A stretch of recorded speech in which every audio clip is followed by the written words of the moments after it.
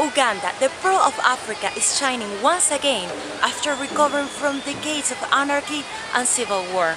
Its scenery will blow you away, and its people will always have a smile on their faces to welcome you. Let me show you why Winston Churchill fell for this land.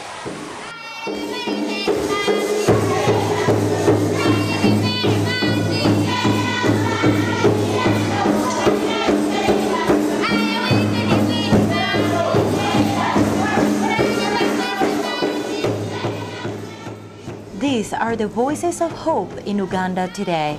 Many people remember this country for the human rights abuses committed in the 1970s. But the Pearl of Africa, as Winston Churchill described it, has transformed itself and emerged from dark abyss of civil war and economic chaos. Today, Uganda is a stable, modern and prosperous nation. The violence is a topic you cannot just rub away from people's minds. But the few people that have had the opportunity to come down and see what there is in Uganda appreciate the fact that Uganda has greatly moved on from the violence, from the wars, from the political turmoil, to a stability that is so amazing that someone who probably was here 30 years ago, in the era of the late Idi Amin, whom everybody knows as the dictator, would be very, very, very amazed to see the difference. After years of terror, Ugandans can finally smile once again. Its 32 million inhabitants live in a land blessed with extraordinary beauty that includes some of the most beautiful national parks, famous for its wildlife and increasing safaris. Uganda does not have a wide variety of animals as its neighboring countries, Kenya and Tanzania. Uganda's animal populations decreased due to poaching and the civil war, but visiting Uganda has some unique advantages. Although the number of visitors have increased over the past 10 years, you don't really experience the crowds that might one expect. At times it feels as if you have the entire country all to yourself. This is a place where you don't have to travel far to be truly off the beaten path. Uganda is still a virgin country with lots of potential in all sectors. Say, tourism, if you're looking for, say, wildlife, we still have a lot of it untapped. The cultural tourism, we also have a lot of it untapped.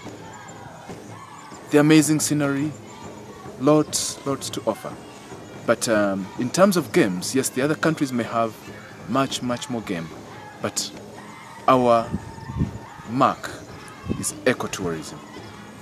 If you understand and appreciate ecotourism, I think the country to be is Uganda. Ugandans recognize the value of tourism and have gone to great lengths to make tourists feel welcome.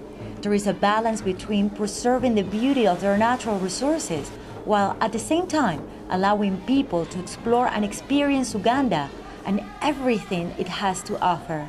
This balance has allowed animal populations to increase, as well as improve the standard of living for the citizens of Uganda. Our approach is that much of what we earn from the tourism sector, we reinvest in making the communities as well appreciate the potential of tourism around them by creating opportunities for them, empowering them economically, investing in their education, so that they can appreciate that the nature around them, the gift they have around them. Uganda has it all. It has breathtaking landscapes, famous national parks, such as Queen Elizabeth and Murchison Falls.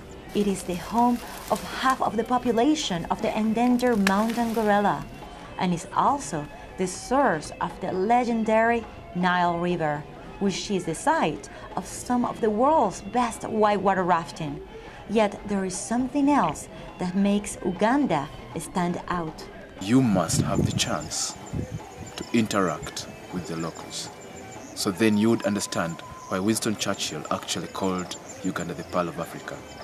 The Pearl of Africa is not about the multitudes of game we have, or the scenery we have, or the beautiful country. above all, it is about the beautiful hearts of the Ugandans.